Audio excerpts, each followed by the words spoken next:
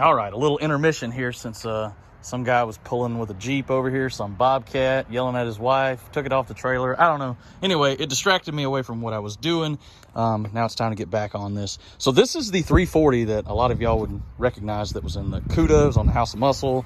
It was in this car during that bicycle filming.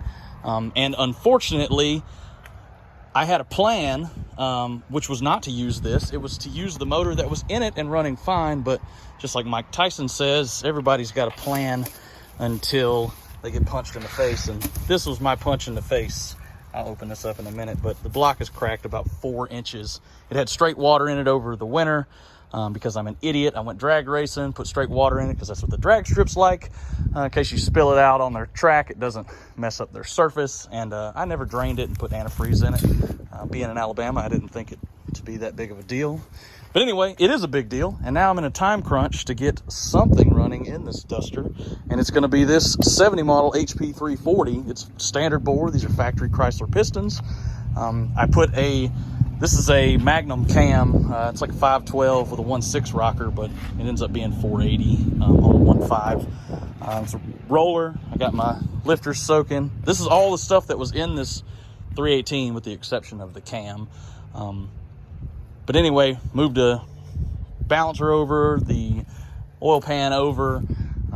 As you can see, everything is a nightmare. I am in total survival mode. There's my MLS gaskets. There's 3500 stall. It was behind this 318. The 318 ran in this car 835. It put down 293.2 wheel horsepower, and the car drove pretty good, did great. This was a great running car with the exception of now it has a cracked block. But I've got to be done with this weekend. This car needs to be, the black paint needs to be sanded off of it, needs to be down the way it looks like it came straight out of the body shop.